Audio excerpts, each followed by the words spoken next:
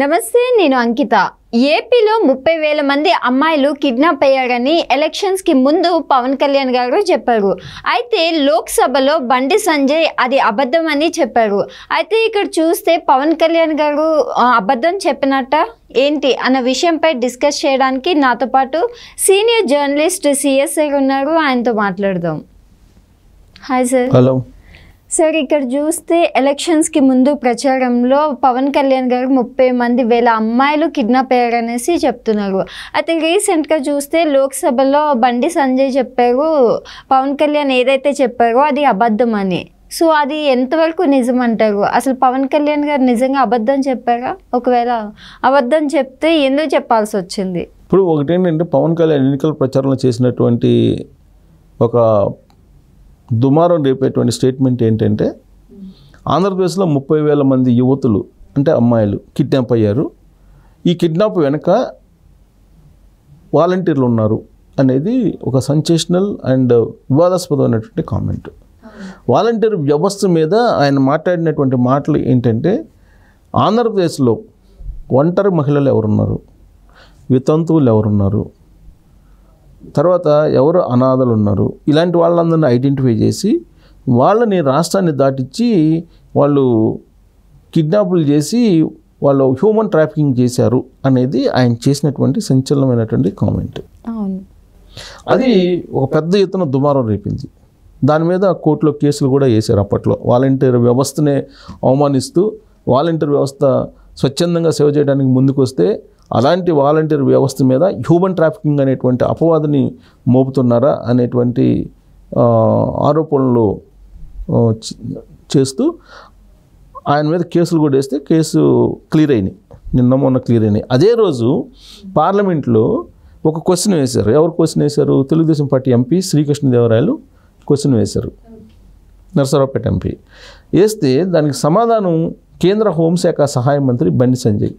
ఆయన ఇచ్చినటువంటి సమాధానం కనుక చూస్తే పవన్ కళ్యాణ్ చెప్పినటువంటి ఈ 30,000 మంది యువతల కిడ్నాప్ అనేది అబద్ధము అనేది క్లియర్గా అర్థమవుతుంది. ఎందుకంటే పార్లమెంట్ ఏది చెప్తే అది నమ్మాల్సింది, అఫీషియల్ డేటా అది. సరే, పవన్ కళ్యాణ్కి ఇన్ఫర్మేషన్ రకరకాల సోర్స్ నుంచి వచ్చి ఉండొచ్చు, అది చెప్పు ఉండొచ్చు ఆయన. కానీ పార్లమెంట్ ఏదైతే చెప్పిందో దాన్ని మనం మ్యాండేటరీగా తీసుకోవాల్సిందే. దాని ప్రకారం అయితే మాత్రం పవన్ కళ్యాణ్ అబద్ధం చెప్పాడు. ఎన్నికల సమయంలో 30,000 మంది యువతలు ఆంధ్రప్రదేశ్లో కిడ్నాప్ అయ్యారు అనేది అర్థమవుతుంది. సో ఆయన చెప్పినటువంటి సమాధానం ఏంది? బండి సంజయ్ ఒక డేటా చెప్పాడు. ఏం డేటా? 2019లో అంటే జగన్మోహన్ రెడ్డి అధికారంలోకి వచ్చినటువంటి సంవత్సరం బాలికలు యువతలు అంటే టీనేజర్స్ కానీ లేదంటే యువతలు అంటే పెద్దవాళ్ళు ఆఫ్టర్ టీనేజ్ యువతలు కనిపించట్లేదంటూ వచ్చినటువంటి ఫిర్యాదులు 6,896. ఓకే, 2019లో వచ్చినటువంటి ఫిర్యాదులు. వీటిలో ఇప్పుడు వాళ్ళు ఆచూకీ కనిపించట్లేదు, కిడ్నాప్ అయ్యారు లేదంటే అదృశ్యమయ్యారు అనేటువంటి ఫిర్యాదులు అందితే పోలీసులు వెంటనే ట్రేస్ అవుట్ చేసినవి 6,583. అంటే ఆల్మోస్ట్ అన్నీ రికవర్ చేశారు. 300 మంది మాత్రమే అక్కడ కనిపిస్తున్నారు. సుమారుగా 300 మంది మాత్రమే. ఇప్పుడు ఎందుకు 6,896 మంది కనిపించట్లేదని ఫిర్యాదులన్నీ 6,583 మందిని మళ్ళీ పోలీసులు ట్రేస్ అవుట్ చేశారు. అంటే రకరకాల కారణాలతోటి వెళ్ళిపోవటమో లేదంటే లవ్ అని చెప్పేసి వెళ్ళేవాళ్ళు, కొంచెం మంచి సింసం లేకుండా వెళ్ళిపోయేవాళ్ళు, ఇట్లా రకరకాలు ఉంటారు. అలిగి వెళ్ళేవాళ్ళు, ఇట్లా మొత్తం మీద ట్రేస్ అవుట్ చేసినవి 583. అంటే ట్రేస్ అవుట్ కానీ సుమారుగా ఒక 300 ఉంటాయి సుమారుగా. ఇక 2019లో నేను చెప్పింది. 2020కి వచ్చేటప్పటికి వచ్చినటువంటి కంప్లైంట్స్ 7,576. ఇది కిడ్నాప్ అయ్యారని లేదంటే రకరకాల అదృశ్యం అయ్యారని వచ్చిన కంప్లైంట్స్ 7,576. వాటిలో ట్రేస్ చేసిన 7,189. ఓకే, 7,189 అంటే సుమారుగా ఇక్కడ ఒక 300 మంది అంటే ట్రేస్ అవుట్ కాల. అంటే 2019లో ఒక 300, ఇదో 2020లో ఒక 300, 600. ఇక 2021 ఈ 2021లో కనిపించట్లేదంటూ 10,085 మంది 85 కంప్లైంట్స్ వచ్చినాయి. ఈ కంప్లైంట్స్లో ట్రేస్ అయినాయి అంటే 9,616 ట్రేస్ అవుట్ అయినాయి. అంటే సుమారుగా 400. ఈ 400 కనిపించాలి. అంటే అదొక 3, 6, ఇదొక 4, అంటే 1000 మంది 2021 నాటికి. 2022 వచ్చేటప్పటికి 10,433 కంప్లైంట్స్ వచ్చినాయి. ఇది కేంద్ర హోంశాఖ మంత్రి బండి సంజయ్ ఇచ్చినటువంటి రిప్లై పార్లమెంటు వేదికగా చేసుకుని, అంటే ఇది అఫీషియల్ డేటా అనుకోవాలి. బండి సంజయ్ కేంద్ర హోంశాఖ సహాయ మంత్రిగా ఉన్నాడు, ఆయన ఇచ్చినటువంటి రిప్లై ఇది. సో దాంట్లో 10,433 మంది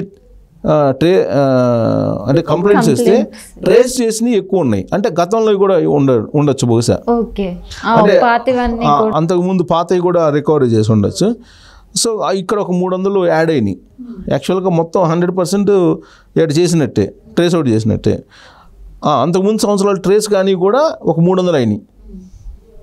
అంతకుముందు సంవత్సరాల్లో అంటే సుమారుగా 1000 కాలేదు కదా, అంతకుముందు సంవత్సరాల్లో వాటిలో కూడా ఒక 300 ట్రేస్ అవుట్ అయినాయి. సో అంటే 1000లో 300 పోతే ఇంకా 600 ఉన్నాయి. 700 ట్రేస్ అవుట్ కావాలి సుమారుగా. సో ఇక 2023లో 9,695 కంప్లైంట్స్ వచ్చినాయి. దీంట్లో ట్రేస్ అవుట్ చేసినవి 9,640, అంటే ఒక 50 మంది ట్రేస్ అవుట్ కాల. ఇది 2023లో. ఇది వివరాలు ఇచ్చింది అప్పటి వరకు 2023 వరకు. సరే 24 ఎలక్షన్ వచ్చేసినాయి. అంటే సుమారుగా ఎన్ని ట్రేస్ అవుట్ కాలేదు, అదొక 700, ఇది ఒక 50, 750 ట్రేస్ అవుట్ కాల.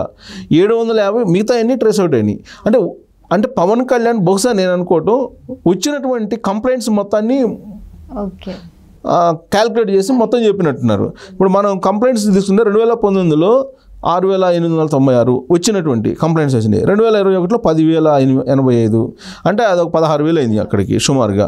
తర్వాత 2022లో 10,500, అంటే 20,600.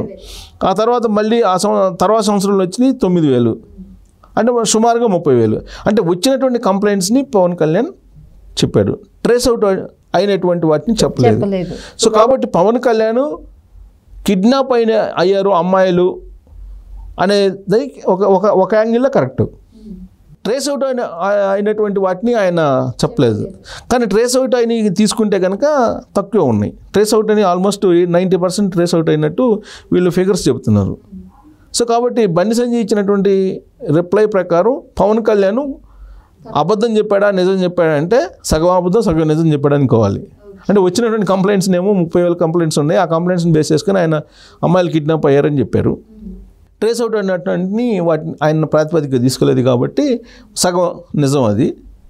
ఈ ట్రేస్ అవుట్ అయిన వాటిని కూడా తీసుకుంటే అబద్ధం సగం అబద్ధం అని చెప్పారు. సగం అబద్ధం సగం నిజం అనుకోవాలి.